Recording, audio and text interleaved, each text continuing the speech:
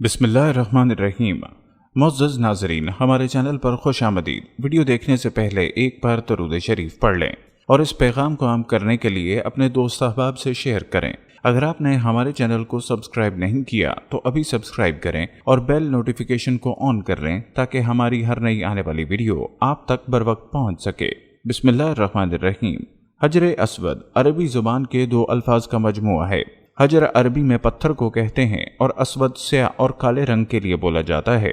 हजर अस्वद वो स्याह पत्थर है जो काबे के जनूब मशरकी दीवार में नस्ब है। इस वक्त ये ऐन बड़े और मुख्तलिफ शक्लों के कई छोटे टुकड़ों पर मुश्तमिल है। ये टुकड़े अंदाजन 2.5 फुट कुतर के दायरे में जुड़े हुए हैं, जिनके गिर्द चांदी का गोल चक्कर बना हुआ है। जो मुसलमान हज या उम्रा करने के लिए जाते हैं उनके लिए लाजिम है कि तवाफ करते हुए हर बार हजर अस्वद को बोसा दें। अगर हजूम ज्यादा हो तो हाथ के इशारे से भी बोसा दिया जा सकता है, जिसको इस्तलाम कहते हैं। तारीख में कम अज कम 6 वाक़यात मिलते हैं जब हजर अस्वद को चोरी किया गया या इसको तोड़ने की कोशिश की गई। हो सकता है कि इसके हवादिस की तादाद इससे भी ज्यादा हो। इस्लामी रिवायात के मुताबिक जब हजरत इब्राहीम अलैहिस्सलाम और उनके बेटे हजरत इस्माईल अलैहिस्सलाम खाना काबा की तामीर कर रहे थे तो हजरत जिब्राईल अलैहिस्सलाम ने यह पत्थर जन्नत से ला कर दिया, जिसे हजरत इब्राहीम अलैहिस्सलाम ने अपने हाथों से दीवार काबा में नस्ब किया। हजरत इब्राहीम अलैहिस्सलाम के बाद सबसे पहले कबीला बनु जरहम के मुतल्लिक एक वाक़या मिलता है कि इन लोगों ने हजर अस्वद के साथ छेड़छाड़ की थी।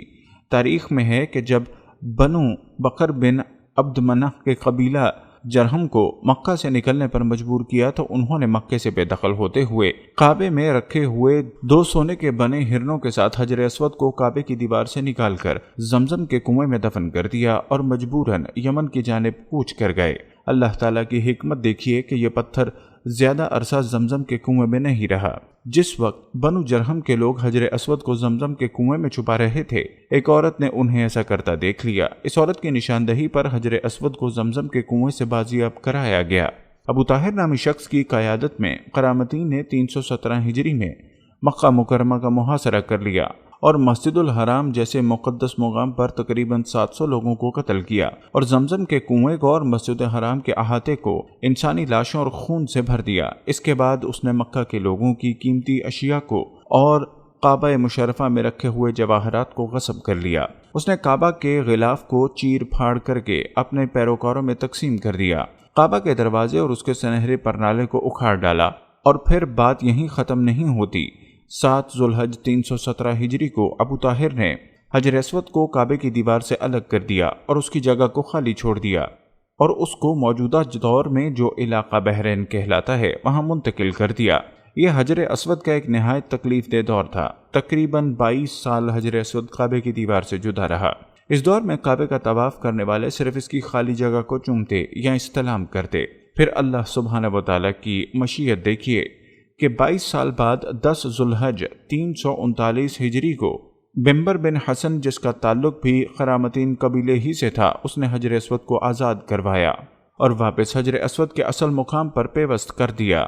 उस वक्त एक मसला ये ज़रूर दरपेश आया कि क्या ये वाकई असल हजर अस्वद है या नहीं। तो उस वक्त मुसलमानों के एक दानिश्वर ने कहा कि वो इसको टेस्ट करके बता दें कि यही असल हजर अस्वद है, क्योंकि उसने उसके बारे में अहादीस का मुतालिया कर रखा था। उसने हजर अस्वद पर आग लगाई तो हजर अस्वद को आग नहीं लगी और ना ही वो गर्म हुआ। फिर उसने उसको पानी में डुबोया तो यह पत्थर होने के बावजूद अपनी खसलत के बरखिलाफ पानी में डूबा नहीं बल्कि सतह आब पर ही तैरता रहा। इससे जाहिर हो गया कि यह असल जन्नत ही का पत्थर है, क्योंकि जन्नत का पत्थर आग से महफूज है और गर्क के पानी से भला क्या ताल्लुक हो सकता है। सन 363 हिजरी में एक रूमी शख्स ने अपने कुल्हाड़े से हजर अस्वद पर कारी ज़रब लगाई, जिससे उस पर चटकने का एक वाज़े निशान पड़ गया। इसने दूसरी शदीद ज़रब लगाने के लिए जैसे ही अपनी कुल्हाड़े को उठाया, अल्लाह सुब्हानहू व तआला की मदद आन पहुंची और करीब ही मौजूद एक यमनी शख्स ने, जो इसकी यह घनौनी कार्रवाई देख रहा था, चश्मे ज़दन में उसने उसे कत्ल कर डाला और उसकी हजर अस्वद पर दूसरी ज़रब लगाने की ख्वाहिश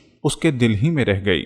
सन 413 हिजरी में फातिमीद ने अपने पैरोकारों को मक्का भेजा جس میں سے ایک العبدی تھا جو ایک مضبوط جسم کا مالک، سنہرے بالوں والا، طویل قد و قامت والا انسان تھا۔ وہ اپنے ساتھ ایک تلوار اور ایک لوہے کا سلاخ لایا۔ اپنے ساتھیوں کے اکسانے پر اس نے دیوانگی کے عالم میں تابڑ توڑ 3 ضربیں حجر اسود پر لگا دیں، جس سے اس کی کرچیاں اڑ گئیں۔ وہ ہیزانی کیفیت میں اول فول بکتے ہوئے کہہ رہا تھا کہ معاذ اللہ جب تک وہ اسے پورا نہ اکھاڑ پھینکے گا تب تک سکون سے نہ بیٹھے گا۔ پس اس موقع پر پھر ایک مرتبہ اللہ سبحانہ وتعالی کی مدد آن پہنچی اور گھوڑ سواروں کے ایک دستے نے ان سب افراد کو گھیرے میں لے لیا اور ان سب کو پکڑ کر قتل کر دیا، اور بعد میں ان کی لاشوں کو بھی جلا دیا گیا۔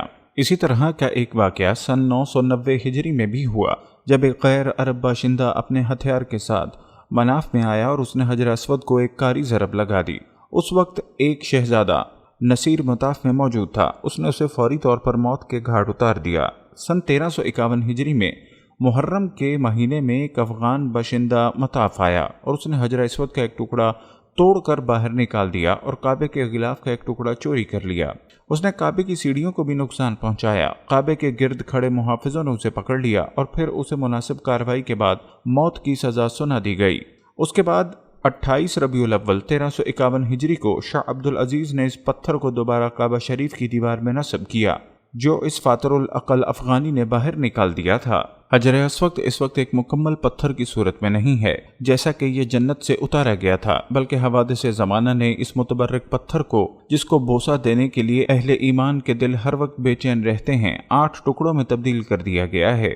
606 عیسوی میں جب آپ صلی اللہ علیہ وسلم کی عمر 35 سال تھی، سیلاب نے کعبے کی عمارت کو سخت نقصان پہنچایا اور قریش نے اس کی دوبارہ تعمیر کی۔ لیکن جب حجر اسود رکھنے کا مسئلہ آیا تو قبائل میں جھگڑا ہو گیا۔ ہر قبیلے کی یہ خواہش تھی کہ یہ سعادت اسے ہی نصیب ہو۔